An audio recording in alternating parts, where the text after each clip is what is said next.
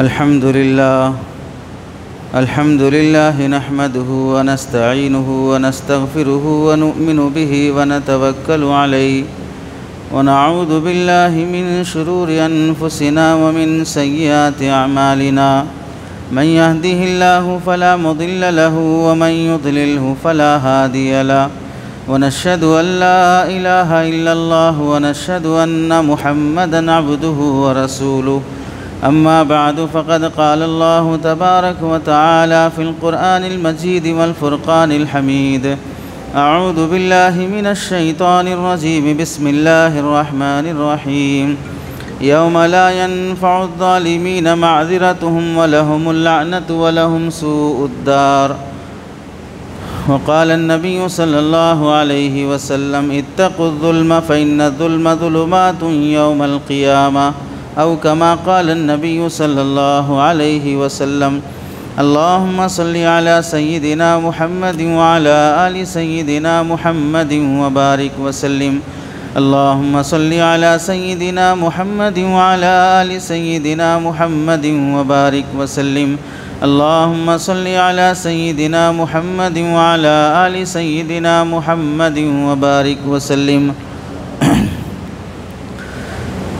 میرے محترم عزیزوں، بزرگوں اور دوستوں، قرآن مجید کی آیت اور حدیث پاک کی روشنی میں آج جس عنوان پر وضاحت کرنی ہے وہ گزشتہ جمعہ میں بیان کیے گئے موضوع کا ہی ایک حصہ ہے۔ گزشتہ جمعہ یہ بات آئی تھی کہ ہمیں اپنے اپنے ظلم سے توبہ کرنا چاہیے، اپنے اپنے گناہ سے ہمیں توبہ کرنا چاہیے، اور اس جمعہ جو عنوان ہے ظالموں کا انجام تاریخی واقعات کی روشنی میں، اس وقت پوری دنیا میں دو ملک ایسے ہیں جہاں پر بہت زیادہ ظلم چل رہا ہے، ایک غزہ اور فلسطین، دوسرا یہ ملک ہمارا جہاں پر خاص مسلمانوں پر ظلم کی ایک داستان آئی ہوئی حکومتوں کی طرف سے ہر سال ہر مہینہ نیا ظلم سوچ کر ظالمانہ قوانین اور بل پاس کرنے کی ناجائز کوششیں کرنے کی ایک روش چل پڑی ہے۔ تو ایسے موقع پر یہ وقت خوف کا، ڈر کا، بزدلی کا نہیں ہے، بلکہ ہمت سے رہنے کا، امید سے رہنے کا اور اپنی ذمہ داریاں ادا کرنے کا وقت ہے۔ ایک ہے غزہ شام، ملک شام کا غزہ جہاں پر معصوموں پر بمباری ہو رہی ہے، اور دوسرا ہے غزہ ہند، ہندوستان کا غزہ جہاں پر مسلمانوں کی زمینیں اور ان کی جائیدادیں چھیننے کی کوششیں کی جا رہی ہیں، کہیں جان جا رہی ہے تو کہیں زمین جا رہی ہے، اور ناحق بل کے ذریعے سے مسلمانوں کو بے گھر بے قبر کرنے کی کوشش کی جا رہی ہے کہ زندگی جیتے ہوئے بھی بے آسرا جئیں اور مرنے کے بعد دفن ہونے کے لیے قبر بھی نہ ملے۔ اس طرح ناحق قبرستانوں پر، عیدگاہوں پر، مسجدوں پر، خانقاہوں پر، درگاہوں پر اور عبادت گاہوں پر قبضہ کرنے کی کوششیں کرنے کی خاطر، اور صرف ایک اپنے جھوٹے مکار دوست کی 600 سے 700 کمروں پر 4000 کروڑ خرچ کر کے بنائی گئی بلڈنگ کو بچانے کے لیے پوری مسلمان اوقاف پر قبضہ کرنے کی کوششیں، آنے والے الیکشنوں میں جیتنے کے لیے کوئی مدعا سامنے نہ ہو تو ایک نیا مدعا کھڑا کرنے کی کوشش اوقاف بل پاس کرنے کے ذریعے سے کی جا رہی ہے۔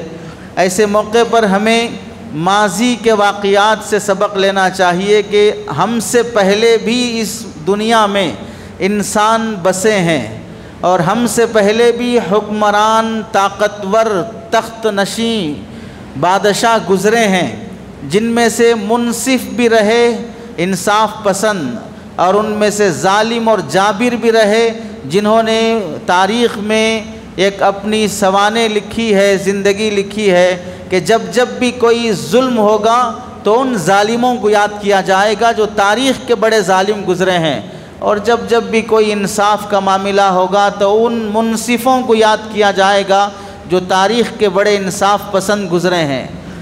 قرآن مجید کی آیت میں اللہ تعالیٰ فرماتے ہیں یوم لا ينفع الظالمین معذرتهم، قیامت کے دن ان ظالموں کی کوئی عذر اور شکایت قبول نہیں کی جائے گی۔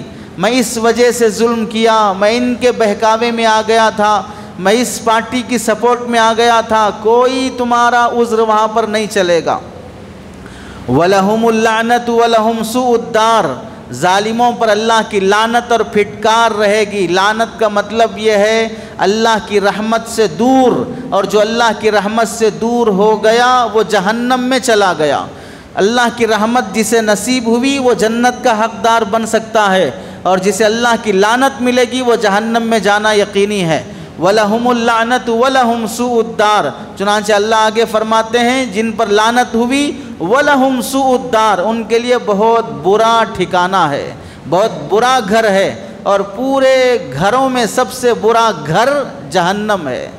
رہنے کے لحاظ سے سب سے بری جگہ وہ جہنم ہے۔ اللہ ظالموں کے حق فرماتے ہیں کہ یہ ان کا ٹھکانہ بہت خطرناک اور گھٹیا ہے۔ اور آگے فرمایا ایک آیت میں وَمَا لِلظَّالِمِينَ مِنْ حَمِيمٍ وَلَا شَفِيعٍ يُطَاعُ، ظالموں کا نہ کوئی دوست ہوگا اور نہ کوئی سفارشی جس کی بات سنی جائے۔ آج کل سیاسی کرسیوں پہ بیٹھ کر یا سیاسی کرسیوں کے چمچے اور چیلے بن کر جو لوگ بھی ظلم کا سپورٹ کر رہے ہوں، چاہے وہ کسی بھی صوبے کا لیڈر ہو، چاہے وہ کسی ملک کا لیڈر ہو، چاہے اپنے ڈسٹرکٹ اور ضلع کا لیڈر ہو، جو بھی شخص ظالم کی حمایت کر رہا ہے، اللہ فرماتے ہیں مَا لِلظَّالِمِينَ مِنْ حَمِيمٍ، کوئی دوست نہیں ہوگا جب اس پر کوئی مصیبت آ پڑے گی۔ اب تو مصیبت ایک مسلم کمیونٹی پر ہے، اس واسطے ظالم اکٹھا ہو گئے۔ ان ظالموں میں سے جب اللہ کی طرف سے کسی ظالم پر مصیبت آئے گی، اب جو ایک صف میں کھڑے ہیں وہ ایک صف میں دکھائی نہیں دیں گے۔ یہ دوسروں پر ظلم کرنے کے لیے متحد ہوئے ہیں، آپس میں خود متحد نہیں ہیں۔ ان پر کبھی اللہ کی طرف سے پھٹکار اور ٹھکائی ہوگی، اور جب ان کی ٹانگ کھینچ کر اللہ ذلیل اور رسوا کریں گے تو کوئی ان کا باپ، کوئی بھائی، کوئی خاندانی، کوئی سیاسی سپورٹر ان کے ساتھ کھڑے ہونے تیار نہیں ہوگا۔ وَلَا شَفِيعٍ يُطَاعُ، اور کل قیامت کے دن ان ظالموں کی سفارش بھی کرنے والا کوئی ایک نہیں ملے گا۔ آج جو بڑے دھڑلے سے آ کر میڈیا کے سامنے یا پارلیمنٹ میں سپورٹ کرتے ہوئے جو چیختے اور بھونکتے ہیں، ایسے کوئی بھونکنے والے کل قیامت کے دن ظالموں کے حق میں نہیں رہیں گے۔ اور حضرت نبی کریم صلی اللہ علیہ وسلم فرماتے ہیں اتقوا الظلم فإن الظلم ظلمات یوم القیامہ، ظلم کرنے سے بچو کیونکہ ظلم قیامت کے دن تمہیں اندھیرے میں لے جائے گا۔ جنت کی طرف جانے کا راستہ روشن ہوتا ہے، جہنم کی طرف جانے کا راستہ بہت اندھیرا ہوتا ہے۔ تو ظالم کے دن کے لیے کل قیامت کے دن کوئی روشنی نہیں ہوگی۔ نبی کریم صلی اللہ علیہ وسلم کی ایک اور روایت ہے، اللہ کے نبی فرماتے ہیں من ظلم قید شبر من الارض طوقہ من 7 ارضین، اگر کوئی شخص کسی کی ناحق ایک بالش برابر بھی زمین ہڑپ لے گا، ایک بالش برابر، اب تو بل پاس کر کے لاکھوں ایکڑ زمین قبضہ کرنے کی کوشش ہو رہی ہے۔ اللہ کے رسول فرماتے ہیں ایک بالش بھی قبضہ کر لو گے، قیامت کے دن 7 زمینوں کا پھندا اور طوق بنا کر گلے میں ڈالا جائے گا۔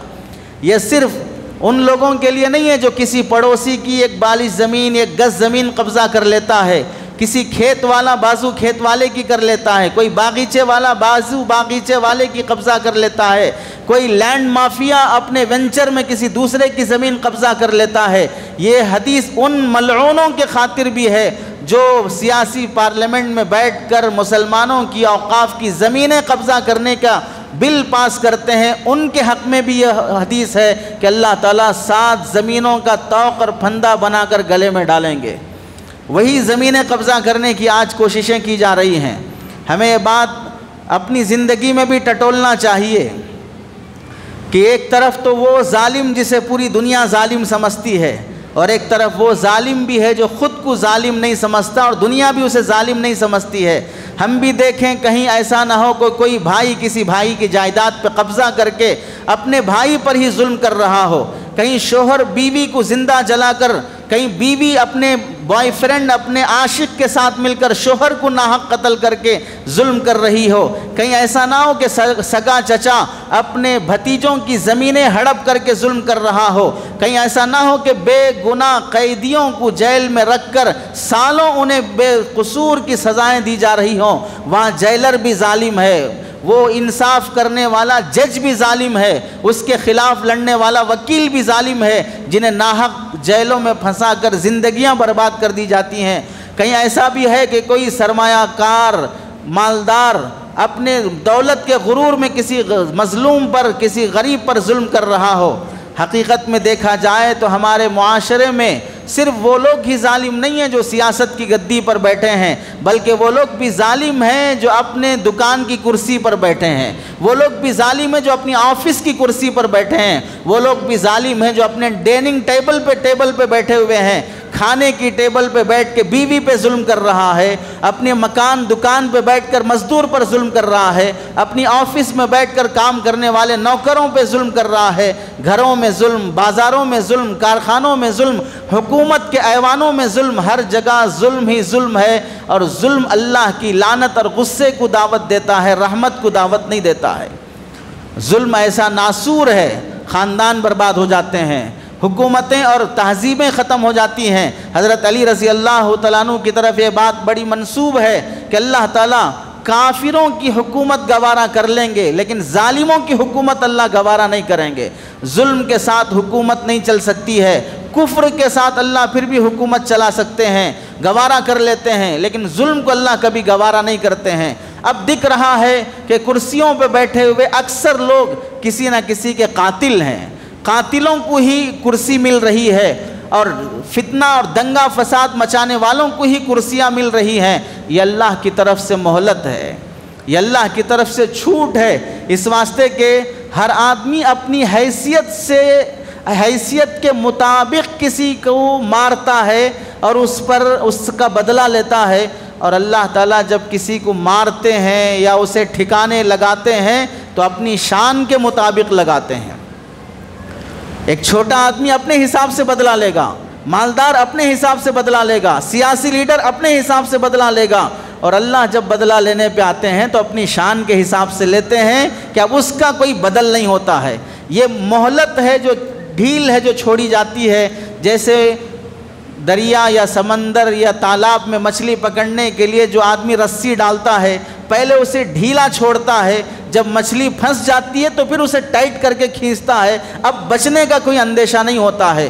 تو اللہ نے بھی اپنی رسی ڈھیلی چھوڑی ہے، اور جب پکڑنے پہ آتے ہیں تو کوئی مائی کا لال اللہ کی رسی کو کھینچ نہیں سکتا ہے۔ علماء نے لکھا ہے گناہوں کی اصل سزا تو ظاہر میں اللہ تعالیٰ آخرت میں دیتے ہیں، لیکن ظلم ایسا گناہ ہے کہ جس کی سزا اللہ تعالیٰ دنیا سے ہی دینا شروع کر دیتے ہیں۔ چنانچہ جتنے مشہور لوگ گزرے ہیں، ایک ایک کی زندگی دیکھ لیں، اٹھا کر پڑھ لیں، چاہے ماضی میں ہو، چاہے قریب میں ہو، چاہے بادشاہوں کی زندگی ہو، جس نے بھی ظلم کیا ہے اللہ نے ہر ظالم کو اس کے ظلم کا بدلہ دیا ہے۔ چنانچہ ہم تاریخ میں سب سے پہلا ظلم اگر دیکھتے ہیں تو وہ ہے سب سے پہلا ظلم شیطان کا، جسے اللہ نے جنت میں رکھا، فرشتوں کے ماحول میں رکھا۔ اور یہاں درمیان میں بات سن لیں، بہت سے لوگ پڑھے لکھے بھی یہ سمجھتے ہیں شیطان فرشتوں کا سردار تھا، شیطان فرشتوں کا استاذ تھا، شیطان طاؤس الملائکہ تھا، پورے فرشتوں میں سب سے خوبصورت اور بہت جاذب النظر تھا۔ یہ سب بیکار اور من گھڑت باتیں ہیں۔ کان من الجن ففسق عن امر ربی، فرشتوں کو اللہ نے نور سے بنایا ہے، شیطان کو اللہ نے آگ سے بنایا ہے۔ آگ سے بنی ہوئی چیز کبھی نور سے بنی ہوئی چیز کی سردار نہیں بن سکتی، نہ کبھی اس پر فائق اور اونچی مقام حاصل کر سکتی ہے۔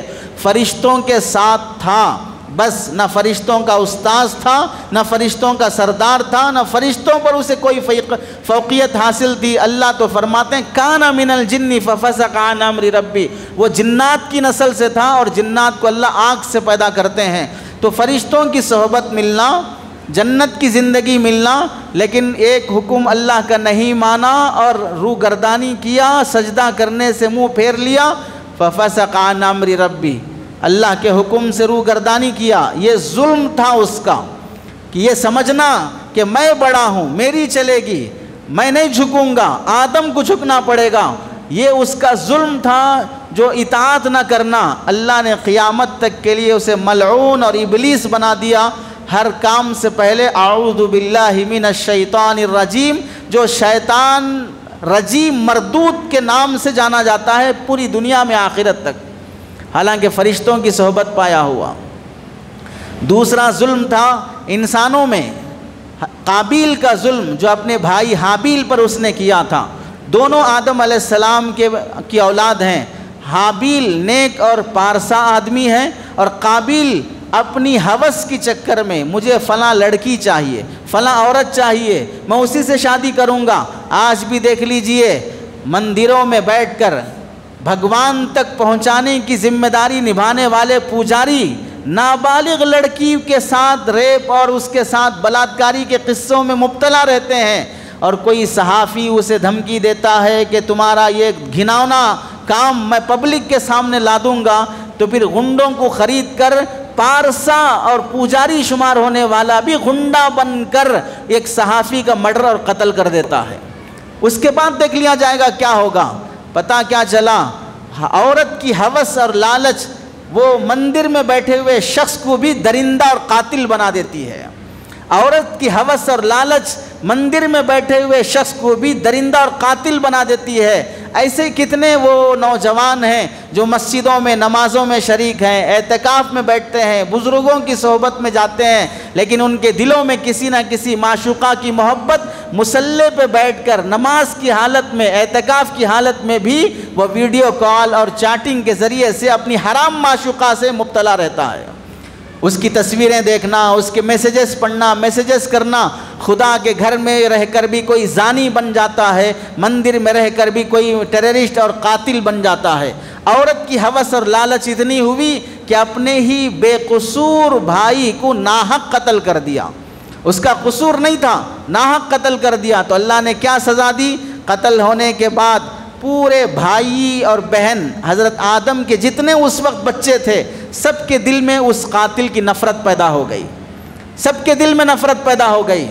اور جو لوگ دکھاتے ہیں محبت، ظالمانہ فیصلے کے بعد پیسہ دے دے کر عورتوں کو لا کر پروٹیسٹ کرا کر کہ ہم فلاں ہندوستان کے پرائم منسٹر کا احترام کرتے ہیں، ویلکم کرتے ہیں کہ انہوں نے یہ بل پاس کیا۔ جب ان عورتوں سے پوچھا جاتا ہے کہ تم کیا بل پاس ہوا، کیا جانتے ہو اوقاف کے بارے میں؟ نہیں، ہمیں کچھ نہیں معلوم ہے، ہمیں صرف اتنا کہا گیا ہے کہ یہاں آ کے یہ بینر لے کے کھڑے رہنا ہے بس۔ پتہ چلا خریدے ہوئے عاشق پیدا کیے جائیں گے، خریدے ہوئے سپورٹر پیدا کیے جائیں گے، جیسے 3 طلاق بل کے موقع پہ پیدا کیا گیا تھا۔ اور سچی محبت تو بغیر پیسے کے خریدی جاتی ہے۔ جیسے ہم نے اس سے پہلے بھی کہا تھا کہ ہر گلاب کا پھول دینے والا اگر عاشق ہوتا تو گلاب کے پھولوں کے باغیچے والا پورے شہر کا معشوق ہوتا۔ گلاب کے پھولوں کے باغیچے والا پورے شہر کا معشوق ہوتا، اس کے پاس تو پھولوں کا ہی باغیچہ ہے۔ تو پتہ ہے کیا چلا کہ ہر سپورٹر میں کھڑے ہونے والا کوئی سچا نہیں ہوتا ہے، وہ خریدا ہوا ہوتا ہے۔ ایسے خریدے ہوئے کرسیوں پر بھی نظر آتے ہیں، پارلیمنٹ میں بھی نظر آتے ہیں، سڑکوں پہ بھی نظر آتے ہیں، میڈیا پر بھی نظر آتے ہیں، لیکن وہ سب کے سب زر خرید غلام ہوتے ہیں، پیسوں کے غلام ہوتے ہیں جنہیں خریدا گیا ہوتا ہے۔ اس سے زیادہ آفر دے دیا جائے تو اس کے اور کے پاس بک جائے گا۔ دراصل اس سے بھی گھٹیا لفظ اگر بولا جائے تو وہ کسی دھابے والے اور دھندے والے ہوتے ہیں، جہاں کوئی گاہک آیا 5,000 دیا تو اس کے ساتھ بھی صحبت کرنے تیار، 10,000 دیا پھر بھی تیار، 15,000 دیا پھر بھی تیار۔ جسم کرائے پر دینے والے جیسے ہوتے ہیں، ویسے ضمیر اور اپنی انا بھی کرائے پر دینے والے لوگ ہوتے ہیں کہ اپنی زبان بیچ دیتے ہیں، اپنا ضمیر بیچ دیتے ہیں، اپنی انسانیت کا سودا کر دیتے ہیں اپنے چند پیسوں کے خاطر۔ بس عورت ہونے کی وجہ سے انہیں دھندے والی کہا جائے گا، انہیں مرد ہونے کی وجہ سے دھندے والا نہیں کہا جا سکتا ہے۔ اور ایک بات ہمیں، جب اس کا یہ قابیل نے حملہ کیا اپنے بھائی پر، سارے آدم علیہ السلام کے تمام بھائی بہنوں میں نفرت پیدا ہو گئی۔ حضرت آدم والد کی نفرت کا مقدر بن گیا، اللہ کی ناراضگی اور لعنت لازم ہو گئی، اور اس بھائی کو جسے قتل کیا تھا کہاں دفنائیں، اس لاش کا کیا کریں، اٹھا کے کندھے پر پھرتے رہا۔ اتنی عقل نہیں رہی کہ دنیا کا پہلا قتل تھا، کیا کریں اس لاش کا، دفنانا ہے، جلانا ہے۔ اس سے پہلے کوئی انسان مرا ہی نہیں تھا، پہلا انسان ہے جو شہید ہوا ہے۔ تو پھر اللہ تعالیٰ نے اسے سبق سکھانے کے لیے ایک کوے کو بھیجا۔ دو کوے آئے، ایک نے دوسرے سے جھگڑا کیا، دوسرے کو مار دیا۔ اب یہ کوا جس نے مار دیا ہے اپنے پیروں سے زمین کھود کر اس دوسرے کوے کو زمین میں ڈال کر مٹی ڈال رہا ہے۔ تو یہ منظر یہ قابل دیکھ رہا ہے، اس کو اللہ تعالیٰ نقل فرماتے ہیں، یا ویلتا عجزت ان اکون مثل ھذا الغراب، ہائے افسوس میں یہ کوے کی طرح بھی عقل نہیں رکھ سکا۔ حالانکہ جانوروں میں آپ پڑھ لیجئے، کوا اللہ تعالیٰ اس کو دفنانے کا طریقہ بتانے کے لیے کبوتر بھی بھیج سکتے تھے، مینا بھی بھیج سکتے تھے، کوئی اور حلال پرندہ بھیج سکتے تھے۔ کوے کو اللہ نے کیوں بھیجا ہے؟ کوے کے بارے میں لکھا ہے کہ کوے کی عادت مکاری، عیاری، کمینگی اور گھٹیا اور گھناؤنی حرکت کوے کی ہوتی ہے، وہ اپنی ہی برادری سے نفرت کرتا ہے۔ تو اللہ نے یہ دکھایا کہ تو ہی اپنے ہی بھائی کے ساتھ مکاری کا کام کیا ہے، اپنے ہی بھائی کے ساتھ تو نے گھٹیا اور گھناؤنی حرکت کی ہے۔ اسے دکھانے کے لیے بھی اللہ نے کوے کو بھیجا ہے، دوسرے جانور کو نہیں بھیجا۔ ہو سکتا ہے کہ بھئی دو بکریوں کو بھیجتے، ایک بکری دوسرے بکری کو مار دیتی اور کھود کر دفنا دیتی، لیکن اللہ نے حلال جانوروں کو بھیجنے کے بجائے اس مکروہ اور حرام جانور کو بھیجا تاکہ اس کا مکر بھی معلوم ہو کہ تو جیسا ہے یہ اس جانور کی طرح ہے۔ لیکن افسوس ہے کہ اس جانور میں جتنی عقل ہے اتنی تیرے اندر نہیں ہے، اس جانور میں جتنی عقل ہے اتنی تیرے اندر نہیں، باوجود ہے کہ تو انسان ہے۔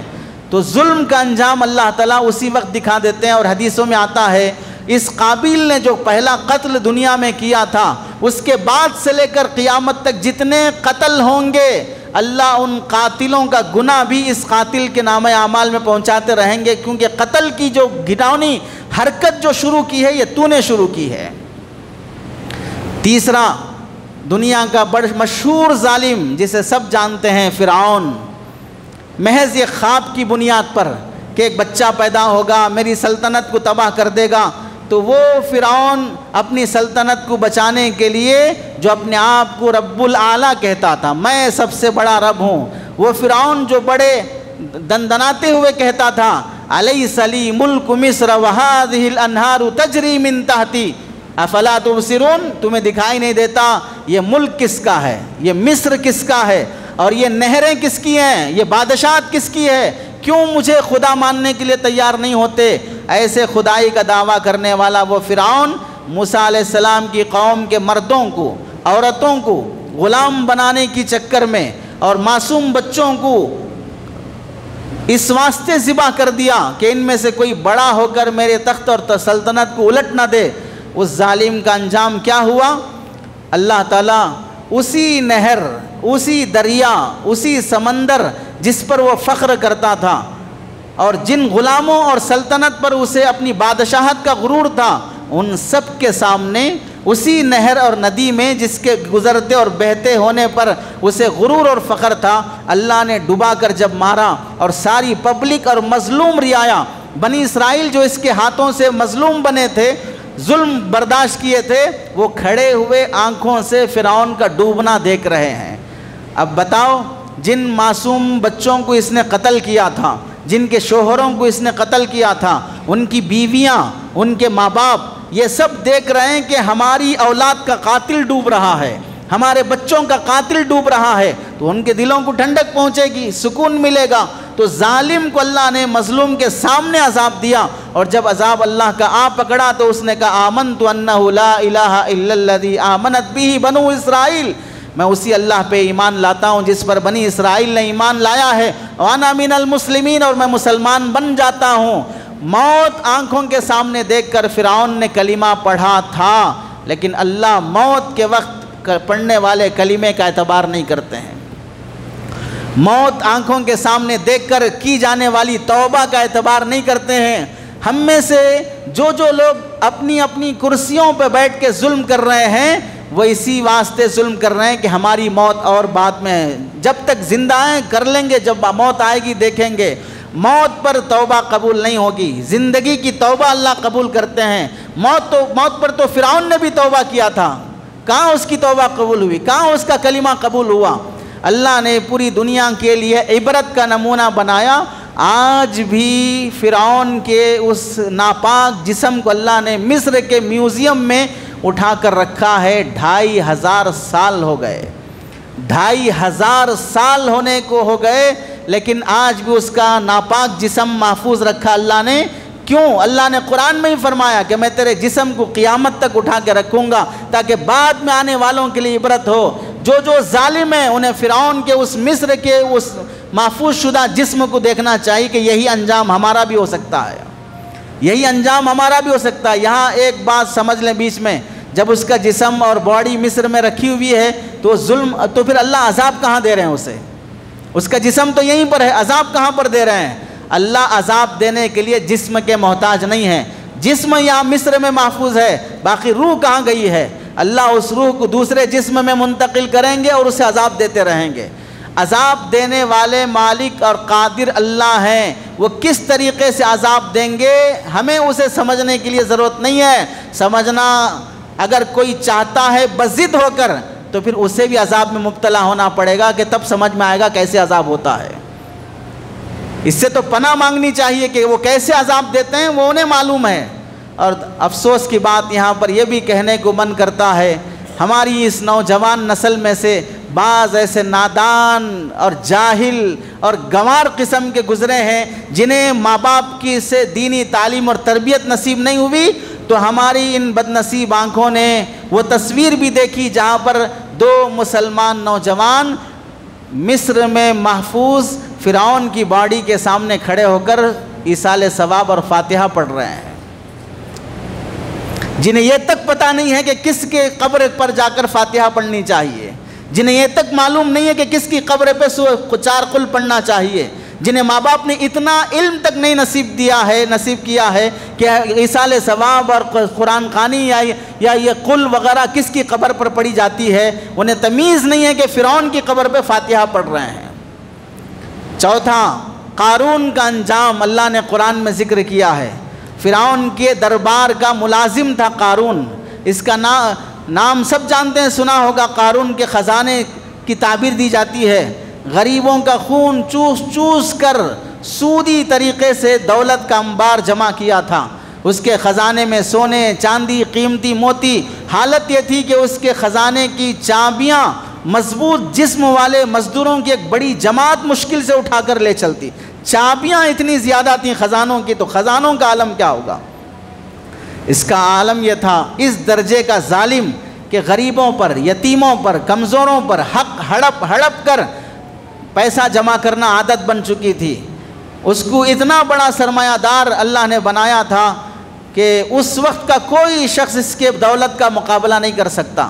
آج کا قارون بھی ہے جس کی خاطر وقت کی بل لڑی جا رہی ہے، جس کی دولت کے چرچے ہیں، جس کی دولت کے ضرب المثل لوگ زبانوں پہ بولے جاتے ہیں۔ کیا اس کی طرح دولت کما لو گے؟ اس کی طرح ہر منٹ کے حساب سے کروڑوں کمانے والے قارون بھی موجود ہیں جو خاموش کسی فرعون کو سامنے کر کر کیس لڑتے ہیں، کسی فرعون کو آگے بنا کر وقت بل پاس کرتے ہیں۔ تو ایسے موقع پر اللہ تعالیٰ اس بے انتہا غرور اور تکبر میں مبتلا شخص، اور سچی بات تو یہ ہے کہ دولت کا نشہ شراب کے نشے سے بڑا ہوتا ہے، دولت کا نشہ شراب کے نشے سے بڑا ہوتا ہے۔ شراب کا نشئی 2 بالٹی پانی مار دو، ہو سکتا ہے نشہ اتر جائے، لیکن دولت کے نشئی کو جب تک اللہ کی لاٹھی نہیں پڑتی ہے اس وقت تک وہ ہوش میں نہیں آتا ہے۔ اسے مخلوق کے جوتے کافی نہیں ہوں گے، اسے مخلوق کی طرف سے دی جانے والی بد دعائیں کافی نہیں ہوں گی، اسے صرف پتلے جلانا کافی نہیں ہوگا، اسے صرف سڑکوں اور چوراہوں پہ نکل کے اس کے خلاف نعرے یا مظاہرے کافی نہیں ہوں گے۔ اسے جب تک اللہ کی لاٹھی نہیں برستی ہے اس وقت تک دولت کے نشے سے وہ باہر نہیں آتا ہے، اور جب لاٹھی اللہ کی برستی ہے تو دولت کے نشے سے باہر تو آتا ہے لیکن اندر جہنم میں چلا جاتا ہے، پھر وہ جینے کے قابل نہیں بنتا ہے۔ چنانچہ موسیٰ علیہ السلام نے سمجھایا، ظلم نہ کرنا، تکبر نہ کرنا، کنجوسی اور زمین میں فساد نہ مچانا، مظلوموں پہ، مخلوق پہ ظلم نہ کرنا، کوئی بات نہیں مانا۔ وَلَا تَبْغِ فِي الْأَرْضِ الْفَسَاد، زمین میں فساد نہ مچاؤ، ان اللہ لا يحب المفسدین، اللہ فساد مچانے والوں سے نفرت کرتے ہیں۔ بلڈوزر نہ چلاؤ، گھر نہ توڑواؤ، اپنی آفس کا راستہ بنانے کی خاطر غریبوں کے گھروں کو مسمار نہ کرو، یہ فساد ہے جسے حضرت موسیٰ نے قارون کو منع کیا تھا۔ یہی آیت آج کے فرعونوں سے بھی مخاطب ہے، آج کے قارونوں سے بھی مخاطب ہے۔ یوں کسی کے گھروں پر بلڈوزر نہ چلاؤ، محنت مزدوری خون پسینہ بہا کر بسائے اور آباد کیے گئے سہارے کو مسمار کر کے کسی بیوہ اور کسی معصوم کو بے گھر نہ کرو، بے سایہ نہ کرو۔ یہ بددعائیں آسمانوں پہ جاتی ہیں تو بادلوں کو چیر دیتی ہیں، فرشتے طاقت رکھنے والے بھی ان آہوں کو روک نہیں سکتے ہیں، یہ سیدھے عرش کو جھنجھوڑ دیتی ہیں اور اللہ کی مدد لا کے رکھتی ہیں۔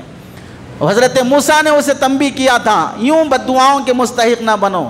لیکن جب دولت کا مغرور ایسے نشے میں ہوتا ہے اور بلکہ وہ اپنے کبر اور تکبر کی وجہ سے اس اونچائی پر چلا جاتا ہے کہ لوگوں کی نصیحتیں اس تک نہیں پہنچتی ہیں، لوگوں کی نصیحتوں کی آوازیں اس تک نہیں پہنچتی ہیں، پہنچ بھی جائیں تو اسے دماغ میں وہ بات نہیں بیٹھتی ہے مجھے کیا کہا جا رہا ہے، میں کیا کر رہا ہوں۔ تو اس نے اپنی طاقت اور دولت کے غرور میں اپنے اس فضول گھمنڈ کی وجہ سے اللہ کی پکڑ میں جب آیا اور حد سے زیادہ ظلم بڑھتا گیا تو اللہ نے اس کو ایسا پکڑا کہ عبرت کا نشان بنا دیا۔ کیا ہوا؟ اللہ نے اس کو صرف اس کو نہیں، اس کو اس کے خزانوں سمیت، اس کو اس کے بنگلوں اور محلوں سمیت، اس کو اس کی جائیداد سمیت، وہ خزانے جن کی وجہ سے جس کی وجہ سے اس کی عقل میں فطور اور دماغ خراب ہو گیا تھا، وہ خزانے جن کی وجہ سے وہ ظالم اور متکبر بن گیا تھا، وہ خزانے جن کی وجہ سے وہ انسانوں کو انسان نہیں سمجھ رہا تھا، انسانوں کو جانور سمجھ کر انہیں بے گھر کر رہا تھا۔ جیسے جنگلی جانوروں کے لیے کوئی گھر نہیں ہوتا ہے بنایا ہوا، ویسے انسانوں کے گھروں پر بلڈوزر چلا کر انہیں جانور سمجھ رہا ہے۔ تو اللہ تعالیٰ نے کیا کیا؟ فَخَسَفْنَا بِهِ وَبِدَارِهِ الْأَرْضِ، تو ہم نے اسے بھی زمین میں دھسایا اور اس کے تمام بنگلوں اور محلوں سمیت دھسایا۔ جس دولت کے خزانے کا غرور تجھے نصیب ہے وہی دولت کے خزانے سب تیرے ساتھ زمین میں دھس رہے ہیں۔ فَمَا كَانَ لَهُ مِنْ فِيَةٍ يَنْصُرُونَهُ مِنْ دُونِ اللَّهِ، اللہ کیا فرماتے ہیں؟ اتنا بڑا دولت مند ہے، نوکر کتنے ہیں، سیکورٹی گارڈ کتنے ہیں، چاہنے والے سپورٹر کتنے ہیں، کون کون سا ایم پی، کون کون سا ایم ایل اے، کون کون سا لیڈر اس کا سپورٹر ہوگا۔ اللہ کیا فرماتے ہیں؟ فَمَا كَانَ لَهُ مِنْ فِيَةٍ، کوئی مددگار نہیں رہا جب وہ زمین میں دھسنے لگا۔ کرسیوں پر بیٹھ کر، گدیوں پہ بیٹھ کر ظالمانہ فیصلے کرنے والے اور دستخط اور سائن کرنے والے، جب انہیں ہارٹ اٹیک آئے گا، جب انہیں کینسر آئے گا، جب اللہ تعالیٰ عجیب تڑپتی ہوئی بیماری میں انہیں مبتلا کریں گے، اس موقع پر کوئی سیاسی لیڈر سوائے پھولوں کا ہار جنازے پہ ڈالنے کے کچھ کام نہیں آ سکتا ہے۔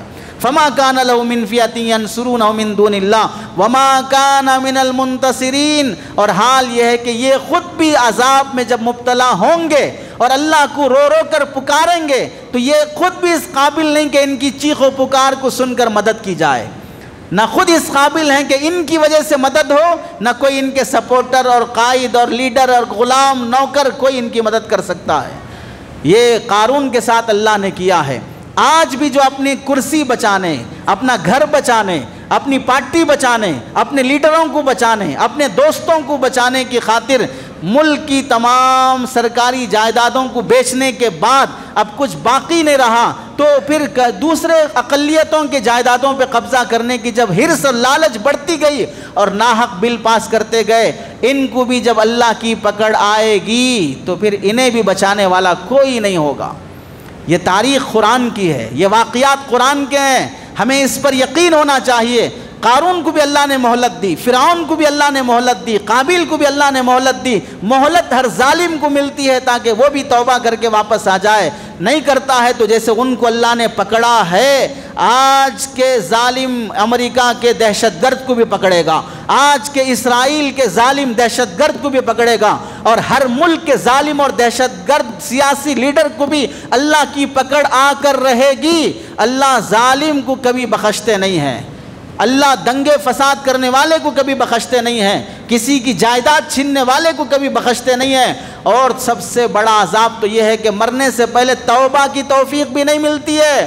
ہو سکتا ہے کہ مرنے سے پہلے توبہ کر لے تو اللہ بڑے رحیم ہے، معاف کر دیں گے، یہ توبہ سے بھی محروم، اور جب قیامت کے دن کھڑے کر کے ان کی ہڈی بوٹی نوچی جائے گی، اس وقت یہ تمام مظلومین کو جو ٹھنڈک پہنچے گی، وہ اللہ سے کہیں گے کاش ہمارے پاس اور جائیداد ہوتی، اور یہ قبضہ کر لیتے، اور یہ انہیں عذاب دیا جاتا۔ آج ہم ان کے عذاب کو دیکھ کر ہمیں جو ٹھنڈک پہنچتی ہے، ہو سکتا ہے کہ زمزم کا پانی اور آب کوثر ملنے سے بھی وہ ٹھنڈک نہ ملے۔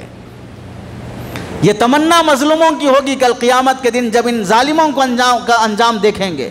اور اس کے بعد آ جائیں 5ویں نمبر پر قاتلان عثمان، حضرت عثمان رضی اللہ تعالیٰ نبی کریم صلی اللہ علیہ وسلم کے داماد، جنہیں دوہری دامادی نصیب ہوئی ہے، دو بیٹیاں نبی کی جن کے رشتے میں تھیں، وہی عثمان ہیں جو مدینے کے سخت تکلیف کے زمانے میں مسلمانوں کے لیے مدینے سے بیر روما خرید کر مسلمانوں کو وقف کر دیا تھا۔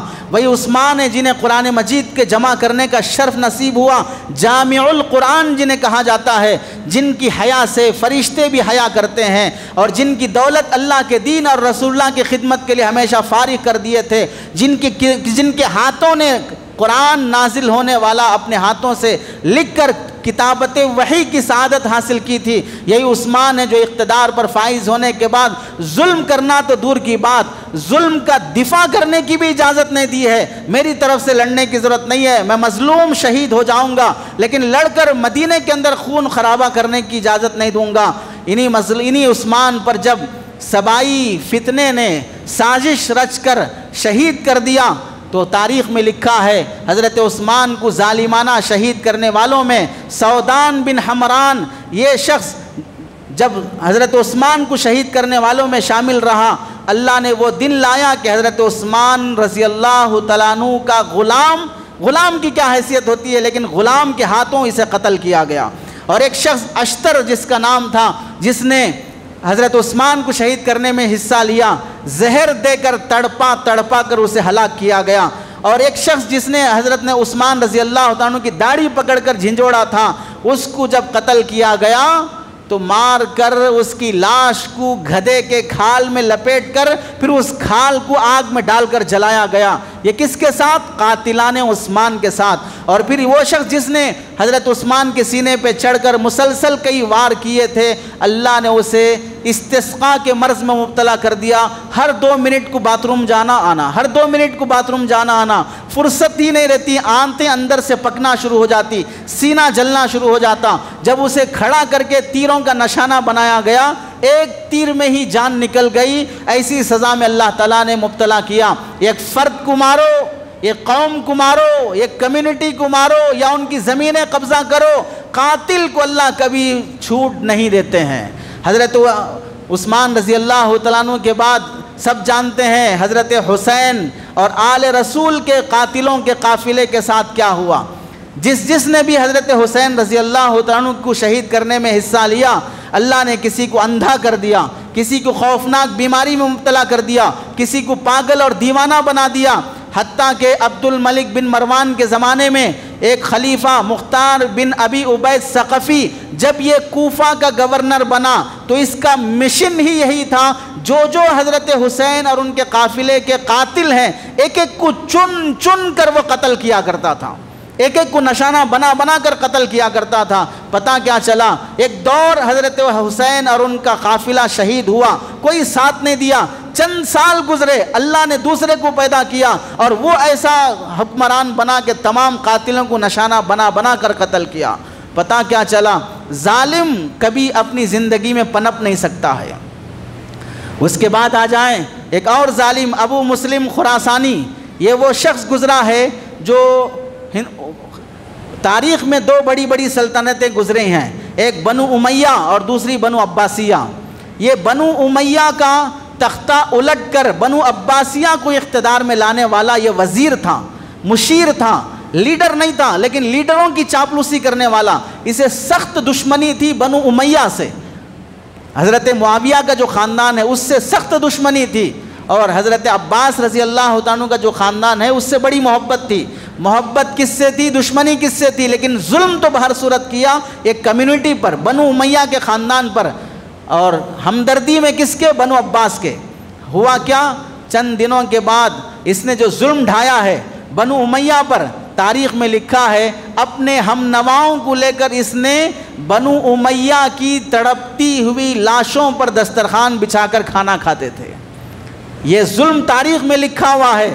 مشہور لوگوں کی قبریں اکھاڑ کر، اپنے دشمن کے خاندان کے مشہور لوگوں کی قبریں اکھاڑ کر، ان میں صحیح سالم لاشیں ہوتی تو انہیں نکال کر پھانسی پر دے کر انہیں کوڑے مارے جاتے، قبر سے لاشیں نکال کر۔ اب آپ سمجھ لو دشمنی کی حد کیا ہوگی۔ لیکن چند سالوں کے بعد عالم یہ ہوا جس کی سپورٹ میں رہ کر یہ ظلم کر رہا تھا وہی ان کا مخالف بن گیا۔ پھر عباسیوں کا پہلا خلیفہ صفا صرف 30 سال کی عمر میں جس کی سپورٹ میں یہ کھڑا تھا، وہی خلیفہ 30 سال کی عمر میں چیچک کی بیماری میں مبتلا ہو کر مر گیا۔ ابو جعفر منصور ابو مسلم خراسانی کو اپنے دربار میں بلا کر قتل کر دیا اور اس کی لاش کو یہ قالین میں لپیٹ کر دریائے دجلہ کے حوالے کر دیا، اس میں پھینک دیا۔ پتہ کیا چلا؟ بنو امیہ کو دشمنی میں قتل کرانے والا بنو عباسیہ کی محبت میں یہی بنو عباسیہ اسے قتل کر کے اس کی لاش کو قالین میں لپیٹ کر دریا کے حوالے کر رہی ہے۔ معلوم یہ ہوا کہ ظالم کو اللہ تعالیٰ انجام تک پہنچا کے رکھتے ہیں۔ ظلم کرنے والا پتہ نہیں کیوں ظلم کرتے وقت بھول جاتا ہے کہ مجھ پر بھی ظلم ہو سکتا ہے۔ جب وہ کسی کی عزت اور آبرو خراب کرتا ہے بھول جاتا ہے کہ میری عزت بھی اچھالی جا سکتی ہے۔ کسی کا دل دکھاتا ہے تو سوچنا چاہیے کہ میرا دل بھی دکھایا جا سکتا ہے۔ دنیا مکافات عمل ہے، ہم کچھ کر کے بھول جاتے ہیں، بدلہ دینے والا نہیں بھولتا ہے، وہ اللہ ہیں، انہیں بھول کبھی نہیں ہوتی ہے، ان سے چوک کبھی نہیں ہوتی ہے۔ جو بدلہ لے سکتا ہے ہم اس سے ڈرتے ہیں اور اس پر ظلم نہیں کرتے ہیں، اور جو کمیونٹی بدلہ نہیں لے سکتی ہے، مسلمان پولیس میں نہیں ہے، ملٹری میں نہیں ہے، سیاست میں نہیں ہے، ایوان میں نہیں ہے، بڑے عہدوں پر نہیں ہے، اور حس اور فکر اور ان کے اندر جان اور جاگنے کی جو طاقت ہے وہ مر چکی ہے، مردہ بن چکے ہیں، عیاش بن چکے ہیں، نوجوان شراب کے عادی ہیں۔ ان کی بیٹیاں آج بھی گھٹیا ذات والوں کا بستر بننے پہ راضی ہیں، ان کے نوجوان آج بھی چبوترے آباد کرنے پہ راضی ہیں، ان کے مسلمان قائدین آپس میں ایک دوسرے کے دست و گریبان سے فرصت نہیں ہے، ان کی پارٹیوں میں ابھی بھی انتشار موجود ہے، ان کے آپس کے تعلقات ابھی بھی دشمنوں اور نفرتوں میں ہیں۔ جب یہ اپنی طاقت سے بدلہ نہیں لے سکتے ہیں تو اس کمزور سے ڈرو جس کی طرف سے بدلہ لینے کے لیے خود اللہ آتے ہیں۔ اس کمزور پہ ظلم کرنے سے ڈرو جس کی طرف سے بدلہ لینے کے لیے خود اللہ آتے ہیں۔ جس کی طرف سے بدلہ خود انسان لے سکتا ہے وہ بدلہ کم ہوتا ہے، اور جس کی طرف سے بدلہ لینے کے لیے ڈائریکٹ اللہ آ جاتے ہوں پھر وہ بدلہ بڑا خطرناک ہوتا ہے، پھر اس کی لاٹھی میں بہت سخت آواز ہوتی ہے۔ آج ہم بھی دیکھ لیں، اس وقت پوری دنیا کے دو ملک، ایک فلسطین اور دوسرا یہ ملک جس میں مختلف طریقے سے ظلم ڈھایا جا رہا ہے۔ فلسطینیوں کا ظلم، چند مہینے پہلے خبر خوشخبری کی پہنچی کہ جنگ بندی کا اعلان ہو گیا، یہ اتنے قیدی واپس کر دیں، یہ اتنے قیدی واپس کر دیں۔ آج ہم یہ فلسطین اور غزہ کا شہر چھوڑ کے جا رہے ہیں، خوشیاں منائی گئی، بچوں کی دعائیں آئی، ان کی سلامتی کے اعلانات ہوئے، لیکن جانتے ہیں جس قوم نے جنگ بندی کا اعلان کیا تھا وہ پوری دنیا کی قوموں میں سب سے گھٹیا اور ذلیل قوم ہے یہودی قوم۔ یہودیوں کی فطرت میں ہے وعدہ خلافی کرنا، یہودیوں کی فطرت میں ہے وعدہ توڑنا۔ پھر جنگ کا اعلان ہوا، پھر جنگ شروع کرنے کے لیے کوئی بات ہوئی، اتنے سالوں تک اب کوئی جنگ نہیں ہوگی، یہ اعلان ہونے کے بعد پھر اچانک حملے ہو رہے ہیں۔ کیوں ہو رہے ہیں؟ ہمارے اور 50 قیدی چھوڑے جائیں، اس وقت تک ہم بمباری کرتے رہیں گے۔ ان 50 قیدیوں کی بات ہوئی ہے چھوڑنے کی، جنگ شروع کرنے کا کوئی اعلان ہوا ہے؟ پتہ کیا چلا؟ انسان کی فطرت میں جو غلاظت رہتی ہے وہ چاہے کتنا بھی پارسا اور نیک بن جائے وہ گندگی اس سے ہو کر رہتی ہے۔ سام کو چاہے دودھ پلا کر پالو وہ زہر ہی دیتا ہے، وہ دودھ واپس نہیں دیتا ہے۔ یہی زہریلی قوم ہے یہودیوں کی، جو معصوم بچوں پر ہماری زبان میں تو اسے مخنث کہتے ہیں، اسے نامرد کہتے ہیں جو معصوم پر ہاتھ اٹھاتا ہے، جو عورتوں پہ ہاتھ اٹھاتا ہے۔ یہ آج دنیا کی قوموں میں کوئی قوم مخنث قوم ہے جو نہ مرد ہے نہ عورت ہے تو وہ یہودی قوم ہے، اور مرد مجاہد کہلانے والی کوئی قوم ہے تو فلسطینیوں کی اولاد ہیں۔ نہتے ہو کر بھی، خالی ہاتھ ہو کر بھی پوری دنیا کا اسلام اس وقت ایک پلڑے میں رکھ دیا جائے اور فلسطینیوں کی اور غزہ کے مسلمانوں کا اسلام دوسرے پلڑے میں رکھ دیا جائے، بخدا ہم یہ کہہ سکتے ہیں فلسطینیوں کا ایمان بھاری ہو جائے گا۔ اس قدر مضبوطی سے وہ پہرا دیے ہوئے بیت المقدس اور مسجد اقصی کی حفاظت کی خاطر۔ اور افسوس کی بات تو یہ ہے کہ 57 ممالک مسلم کنٹری ہونے کے باوجود بھی اتنے خاموش بیٹھے ہیں۔ کل فلسطین کے مسلمان معصوم بچے قیامت کے دن پوچھیں گے ہمیں یہودیوں نے نہیں مارا تھا، ہمیں مسلمانوں کی خاموشی نے مارا تھا، ہمیں یہودیوں کے بم اور ان کے بارود نے نہیں مارا تھا، ہمیں 57 مسلم کنٹری کے حکمرانوں کی بزدلی نے مارا تھا، ہمیں یہودیوں نے نہیں مارا تھا، ہمیں 57 مسلم کنٹری کے مالداروں کی عیاشی نے مارا تھا، ہمیں یہودیوں نے نہیں مارا تھا، ہمیں مسلم کنٹری کے مالدار نوجوانوں کی رات میں کلب میں عورتوں کے پہلو میں سو کر بدکاری کرنے نے مارا تھا۔ ان کی بے حیائی اور عیاشی ہمارے معصوموں کی چیخ و پکار کے باوجود ختم نہیں ہوئی، ان کی عیش و عشرت نے ہمیں مارا تھا۔ اور کل قیامت کے دن جب ہم جیسے ناپاک اور ظلم برداشت کرتے ہوئے گناہوں میں مبتلا ہونے والی قومیں اور مسلم کنٹریز کے حکمران اور فوجیں اللہ کے نبی کے دربار میں آب کوثر پینے کے لیے جائیں گے تو فرشتے دھکا دے کے مارنے سے پہلے ہو سکتا ہے کہ معصوم فلسطینی آ کر کھڑے ہو جائیں، یا رسول اللہ نہ انہیں آب کوثر دیا جائے نہ ان کی شفاعت کی جائے۔ یہ حقدار ہی نہیں ہے کہ آپ کی مسجد اقصی کے پہرے دار شہید ہوتے رہے، مظلوم بنتے رہے، ان کی گودوں سے معصوم بچوں کے چھیتڑے اڑتے رہے، افطار کا سامان خرید کے لانے والے معصوموں کی لاشیں ان کے ٹکڑے اٹھانے کی خاطر ان کی مائیں آ کر روتے ہوئے ناشتہ یا افطار کا سامان لے کے نہیں جا رہی ہیں، اپنے معصوم بچے کے جسم کے ٹکڑے اٹھا کے لے جا رہی ہیں۔ یہ حقدار نہیں ہے آپ کے ہاتھوں سے جام کوثر پینے کے، یہ حقدار نہیں ہے آپ کی شفاعت کے۔ انہیں بھی انہی یہودیوں کے ساتھ جہنم میں ڈالا جائے، انہیں بھی انہی ظالموں کے ساتھ جہنم رسید کیا جائے۔ عین ممکن ہے فلسطین کے معصوم اور شہید اللہ کے رسول سے آب کوثر کے پاس حوض کوثر پہ یہ مطالبہ کریں۔ آج کس مسلم کنٹری کے پاس فوج نہیں ہے؟ یہ فوج کس سے لڑنے کی خاطر رکھا ہے؟ ایٹم بم نہیں ہے، کس سے لڑنے کی خاطر رکھا ہے؟ پیٹرول نہیں ہے، یہ کس پر پابندی لگانے کی خاطر رکھا ہے؟ کیا امریکی اور اسرائیلی سفارت خانہ ان مسلم کنٹریز میں نہیں ہے؟ یہ سفارت خانے بند کب ہوں گے؟ کیا مسلم کنٹریز میں KFC، میکڈونلڈ اور اسرائیلی مصروعات نہیں چلتی ہیں؟ یہ کس شام بند ہونے کے لیے رکھے گئے ہیں؟ کیا ظالم کو اس کے ظلم کا بدلہ دینے کی خاطر یہ ہتھ کنڈے اپنائے نہیں جا سکتے ہیں؟ سفارت خانوں کو بند کرنے کا مطالبہ، ان سے بزنس اور کانٹیکٹ اور تعلقات ختم کرنے کا مطالبہ کوئی مسلم کنٹری نہیں کر سکتا ہے؟ اور شادیاں کرتے رہیں اور عیاشیاں مچاتے رہیں، حق نہیں بنتا یہ صحابی رسول کی اولاد کہلائی جا سکیں، حق نہیں بنتا ہے کہ انہیں عرب ممالک کے شجاعت مند اور ہیرو کہے جا سکیں۔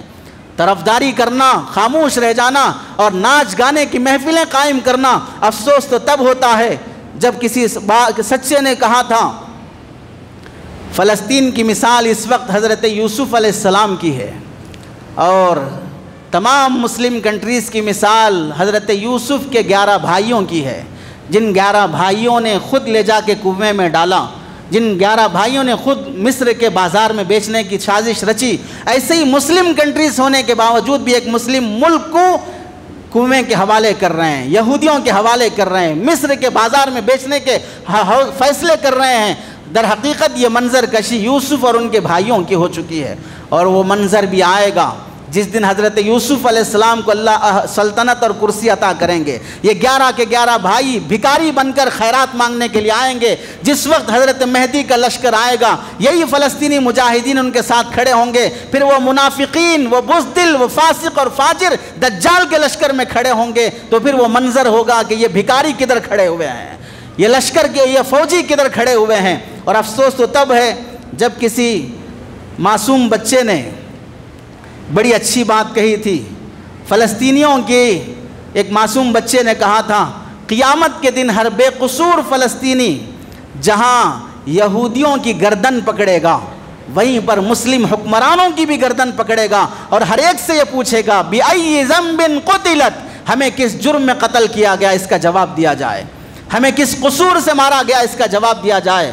اور کسی معصوم فلسطینی نے کیا دل کو تڑپا دینے والا جملہ لکھ کر وہ دنیا سے رخصت ہوا، وہ کہنے لگا مسلمانوں اب تمہیں ہماری چیخیں، ہمارے خون، ہماری ماؤں کی پکار، مسجدوں کی مسمار ہونے کی اور شہید ہونے کی آوازیں اب تمہیں پریشان نہیں کریں گی، چند دن صبر کر لو، ہم سب ہمیشہ کے لیے خاموش ہو جائیں گے، چند دن صبر کر لو، ہم سب ہمیشہ کے لیے خاموش ہو جائیں گے۔ ہمارے ویڈیوز تمہیں پریشان کر رہے ہیں، ہمارا خون میں لطفت ہو جانا، ہماری ماؤں کا ہمارے جنازوں پہ رونا تمہیں پریشان کر رہا ہے، تمہارے ویڈیوز، تمہارے فلم دیکھنے میں، تمہارے کارٹون دیکھنے میں، تمہاری اپنی محبوبہ کے ساتھ بدکاری اور زنا کرنے میں تمہیں رکاوٹ بن رہا ہے، تمہارا ٹینشن ختم ہو رہا ہے، تو چند دن صبر کر لو، ہم سب ہمیشہ کے لیے خاموش ہو جائیں گے، دنیا کی صفی ہستی سے مٹ جائیں گے، پھر اپنی عیاشی کرتے رہنا، اپنے ناچ گانوں کی محفلیں گرم کرتے رہنا۔ اور افسوس وہ غزہ کا ایک صحافی، جب محمد الفائق کا جو پیغام ملا تھا، جب وہ میڈیا کے ذریعے سے، انٹرنیٹ کے ذریعے سے غزہ اور فلسطین کا ظلم ریکارڈ کرتے ہوئے شہید ہونے سے پہلے اس نے کہا تھا اے امت مسلمہ، ہم نے فلسطین کے معصوم بچوں نے، فلسطین کی با پردہ با حیا لڑکیوں نے، عورتوں نے، کمزور بوڑھوں نے تم سب کا انتظار کیا تھا کہ تمہاری مدد آئے گی، تمہارا جوش دکھے گا کہ تمہارے بھائی شہید ہو رہے ہیں، تمہاری بہنیں شہید ہو رہے ہیں، ہم انتظار کرتے کرتے تھک گئے، پتہ چلا کہ تمہاری عیاشیوں سے تمہیں فرصت نہیں ہے، تمہارے جوان نشے سے فرصت میں نہیں ہے، تمہاری لڑکیاں غیروں کا بستر بننے سے انہیں فرصت نہیں ہے، تو ہم انتظار کرتے کرتے تھک گئے، یہ دنیا، یہ رونق، یہ چند دن کی ہے، پھر ایک دن آئے گا تم بھی اور ہم بھی اللہ کی صف میں کھڑے ہوں گے، اس کے دربار میں ہم سب کا حشر ہوگا، وہاں پر جب اللہ کے رسول کی شفاعت، وہاں پر نبی کے ہاتھوں سے جام کوثر جب دیا جائے گا، تو اس وقت ہم پوچھیں گے، ان جام کوثر کے لیے کھڑے ہوئے لوگوں سے پوچھیں مسجد اقصیٰ کے پہرے داروں پر ظلم ہو رہا تھا، یہ اس وقت یہ امت کیا کر رہی تھی، اس وقت یہ مسلمان حکمران کیا کر رہے تھے؟ یہ پیغام دے کر وہ دنیا سے شہید ہو کے رخصت ہوتا ہے۔ اور مجھے بھی بہت دکھ ہوا جو وہ ویڈیو جب میں نے دیکھا، ایک باپ اپنے معصوم توتلی زبان والے 1.5 سال کے بچے کو گود میں اٹھائے ویڈیو بنا رہا ہے، اور کیا کہہ رہا ہے؟ بیٹا اس دنیا کو آخری الوداع کہنا، اس دنیا سے کہہ دینا کہ موت، زندگی نے ہم کو تنگ کیا تھا، موت نے ہمیں راحت کا سامان دیا ہے، ایک دن آئے گا، یاد رکھو زندگی میں تم بڑے راحت سے جی رہے ہو، موت تمہارا سامان تنگ کر دے گی، مرنا تمہارا بہت تنگ ہو جائے گا۔ اور اس نے کہا تھا میرے بیٹے یہ کہہ دینا، دنیا کو آخری الوداع کہہ دینا، آخری سلام سنا دینا، ان پتھر دل مسلمانوں کو آخری سلام کہنا کہ ہم دنیا چھوڑ کے جا رہے ہیں، تم ہی آباد رہو یہیں پر۔ وہ معصوم بچہ ہاتھ ہلا کر کہہ رہا ہے، اسے خود نہیں معلوم میں کسے الوداع کہہ رہا ہوں، یہ پتھر دل مسلمانوں سے کہہ رہا ہوں، جن کی بیٹیاں، جن کے نوجوان، جن کی راتیں، جن کے گناہ اللہ کے عذاب کو دعوت دے رہی ہیں، اور ایک طرف خون میں لطفت مسلمان دنیا کو الوداع کر رہے ہیں، مسجد اقصیٰ کی پہرے داری چھوڑنے تیار نہیں ہیں، وہ حفاظت میں لگے ہیں، اصل مسلمان کہلانے کے حقدار۔ اور آج افسوس کی بات تو یہ ہے، گریٹر سلطنت بنانے کا غم یہودیوں کو چھایا جا رہا ہے، وہ دریائے نیل سے دریائے فرات تک قبضہ کرنے کی چکر میں ہے، شام، لبنان، مصر، اردن، مکہ، مدینہ، اس کے بعد سارا عرب کنٹری وہ قبضہ کرنے کی چکر میں یہ ظلم ڈھا رہا ہے، اور ادھر بھی اکھنڈ بھارت کی چکر میں ظلم ڈھایا جا رہا ہے، اور دنیا دونوں کنٹریز کا ظلم دیکھ رہی ہے۔ لیکن کسی رات ایسا ہو سکتا ہے کہ مسلمان ایک آنسو بہا کر سویا ہو کسی فلسطینی معصوم کی خاطر، وہ خون بہا کر دفن ہو رہے ہیں، ہم ایک آنسو تک نہیں بہا پاتے ہوں، اور دوسرا ملک جہاں پر ظلم کی داستانیں وقف بل کے ذریعے سے شروع ہوئی ہیں، کیا رام نومی کے اس موقع پر مسلمانوں کے نبی کو گالی دینا، گانے ایسے لگانا جس میں گالیاں ہی گالیاں ہوں، ماں بہن کی گالیاں ہوں، یہ بھی کوئی عبادت ہے؟ یہ بھی کوئی تہوار ہے؟ رام جی ایسے ہی کیا کرتے تھے، پتہ چلا اب تہوار بھی نفرتوں میں بدل چکے ہیں، تہوار میں گائے جانے والے گانے بھی گالیوں میں بدل چکے ہیں۔ افسوس کی بات، کل اناء یترشح بما فیہ، برتن میں پاخانہ ہے تو وہی نکلے گا، برتن میں قلاقند ہے تو وہی نکلے گا۔ اب ہر برتن میں گندگی اور پاخانہ بھر چکا ہے، ہر دل میں نفرت بیٹھ چکی ہے۔ چنانچہ آپ دیکھ لیجئے موجودہ حکومت میں جن سیاسی لیڈروں نے دوغلے پن کے ساتھ مسلمانوں کو افطار پارٹی بھی کیا، ٹوپی بھی پہنے، رومال بھی اڑے اور افطار کے دسترخوان پر شریک بھی رہے، اور چاپلوس چمچے بنے ہوئے مسلمان ان کی طرفداری بھی کرتے رہے، ان کے سپورٹر بھی بنے رہے، اور وہاں جا کر ہم نوائی بن کر وقف ترمیمی بل کی حمایت بھی کرنے کے باوجود بھی افسوس تو تب ہوا جب ایک حافظ صاحب نے اس دوغلے پن کو ظاہر کر کے اعلان کیا کہ موجودہ حکومت جس کو مسلمانوں کے ووٹ ملے ہیں، افطار پارٹی کے نام پر ووٹ بینک کی کوشش کی ہے، یہ جھوٹ اور مکار کا رویہ اپنا رہی ہے، تو دوسرے مسلمان خود ان حافظ صاحب کے خلاف کیس کرتے ہیں۔ اب دشمن کی ضرورت نہیں ہے ڈسنے کے لیے، اب دشمن کی ضرورت نہیں ہے ڈسنے کے لیے، ہم نے خود آستینوں میں سانپ پالے رکھے ہیں، ہم نے خود آستینوں میں سانپ پالے رکھے ہیں۔ یہ خود مسلمان ایک دوسرے مسلمان کے خلاف ڈس لیتا ہے، 14 دن کے لیے ریمانڈ میں بھیج دیا جاتا ہے۔ اس حافظ صاحب کے معصوم بچوں کی جب بددعائیں نکلیں گی، جس نے بھی کیس کیا ہے اس کی نسل برباد ہو کے رہ جائے گی۔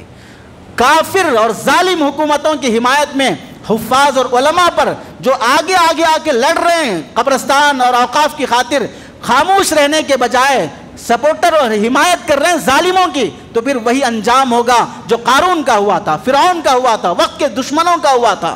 اور افسوس کی بات، سرکاری آفس بنانے کی خاطر معصوم اور بے قصور عورتوں کے گھروں پہ بلڈوزر چل جاتا ہے کہ ہماری آفس کو راستہ چاہیے، عورتوں کے انصاف دلانے والا بل ہے، اور عورتوں کے گھر ڈھائے جا رہے ہیں۔ اور افسوس تو تب ہوا جب مسجدوں کے کمیٹیوں کو فون آتا ہے، آج جمعہ کا دن ہے، آپ کے پاس احتجاج تو نہیں ہے؟ ڈر کتنا بیٹھا ہوا ہے، اور کس قدر آدمی کو گھیرنے کی کوششیں کی جا رہی ہیں، اور 1.25 لاکھ اوقاف کی جائیدادوں پہ قبضہ کرنے کی تیاری دوسرے ہی دن سے شروع ہو جاتی ہے۔ ادھر بل پاس ہوا، ادھر قبرستانوں پہ پہرا ہے کہ یہ قبرستان وقف کا نہیں ہے، یہاں دفنا نہیں سکتے ہیں۔ اور یہ خبر یو پی کی نہیں ہے، یہ خبر تو افسوس کی بات آپ کے تلنگانہ کوہیر ایریے کی، جہاں پر قبرستان دوسرے ہی دن بیچ دیا جاتا ہے۔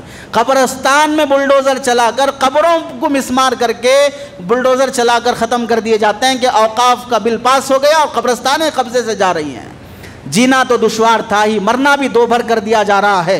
اور افسوس تو یہ ہے کہ موجودہ حکمرانوں کی ہم پھر بھی قدر کرنے تیار نہیں۔ کوئی مسلمان سیاسی لیڈر، چاہے اس نے اوقاف پر اپنے ہاسپٹل بنائے ہوں، اپنے کالجز بنائے ہوں، ہو سکتا ہے اس نے قبضے کیے ہوں، لیکن وہ لڑ رہا ہے پورے اوقاف کی خاطر، وہ صرف اپنی ہاسپٹل اور اپنی کالج کی خاطر نہیں ہے۔